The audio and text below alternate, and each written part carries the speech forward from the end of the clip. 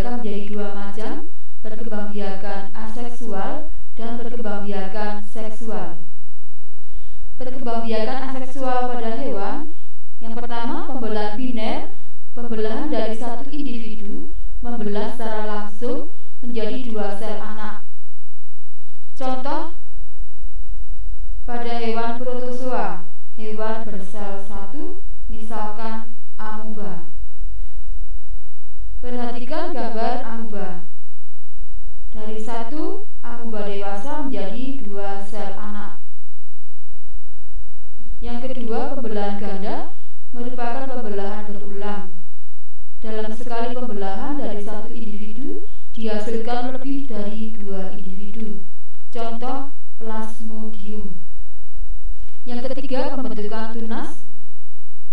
Contoh hewannya Hydra.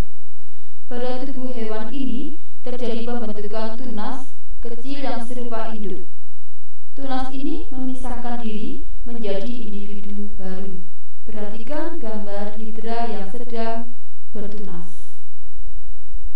Keempat, fragmentasi. Perkembangbiakan dengan cara memutuskan bagian tubuh. Tiap bagian tubuh yang terpotong akan tumbuh menjadi individu baru. Contoh planaria. Perhatikan gambar fragmentasi pada planaria. Kelima, regenerasi. Dilakukan hewan dengan jalan menggunakan semua potongan tubuhnya. Hasil potongan dapat tumbuh menjadi individu baru. Contoh bintang laut. Keenam, partenogenesis merupakan perkembangbiakan dengan cara terbentuknya individu dari ovum tanpa pembuahan. Umumnya hanya terjadi pada waktu tertentu. Contoh pada tawon, lebah, semut, kutu air, dan kutu daun. Perkembangbiakan seksual pada hewan terjadi melalui proses perkawinan antara hewan jantan dan hewan betina.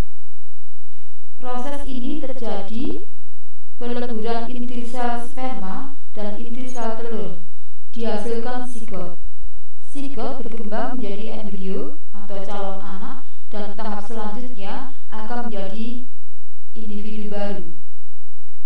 Perkembangbiakan seksual pada hewan vertebrata dibedakan menjadi dua cara, yaitu fertilisasi internal dan fertilisasi eksternal. Fertilisasi eksternal adalah fertilisasi yang terjadi di luar tubuh, misal ikan dan katak. Fertilisasi internal adalah fertilisasi yang terjadi dalam tubuh, misalnya reptil, aves, dan mamalia. Fertilisasi eksternal dibedakan menjadi dua macam, secara acak, dan yang kedua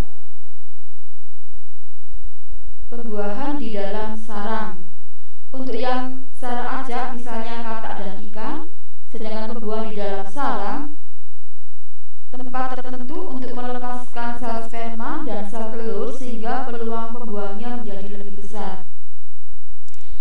Fertilisasi di luar tubuh tentunya banyak hambatan atau kendala, antara lain adanya predator, pemangsa ovum atau zigot, adanya aliran air yang deras, jumlah ovum dan sperma yang dihasilkan sedikit. Untuk memperkecil hambatan ini, maka menghasilkan ovum yang dilepas dalam jumlah banyak.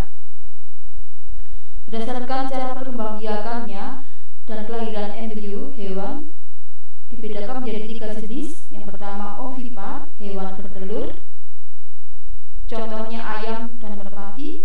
Yang kedua vivipar, contohnya mamalia. Yang terakhir ketiga hewan bertelur dan beranak, ovovivipar, contoh kadal dan ular. Teknologi reproduksi pada hewan dikembangkan, misalkan teknologi inseminasi buatan dan cloning. Inseminasi buatan adalah cara untuk memasukkan sperma hewan jantan ke dalam tubuh organ reproduksi betina dengan menggunakan alat tertentu. Nama lainnya kawin suntik.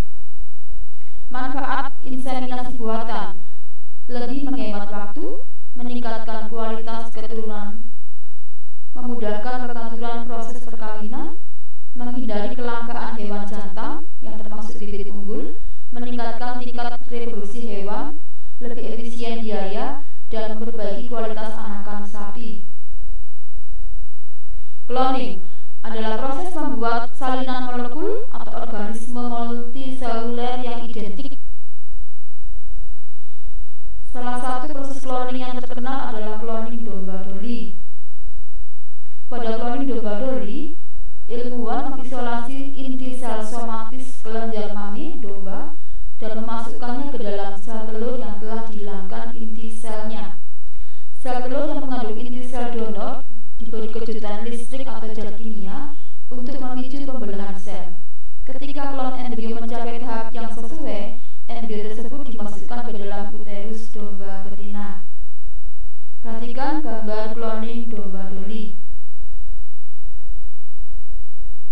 Untuk tugas, setelah melihat gambar slide berikut tentang corona, jelaskan pendapatmu tentang yang pertama, virus corona berkembang biak membelah diri. Jika iya, tuliskan alasannya. Demikian juga bila tidak, tuliskan alasannya. Yang kedua, apa yang harus dilakukan untuk menghindari penyebaran virus corona saat berada di tempat umum? Jawablah pertanyaan 2 tersebut di buku tulis, dan semua catatan ditulis di buku tulis, dicatat, difoto, dan dikirim ke WA Bu Ambar. Terima kasih, selamat bekerja dengan baik.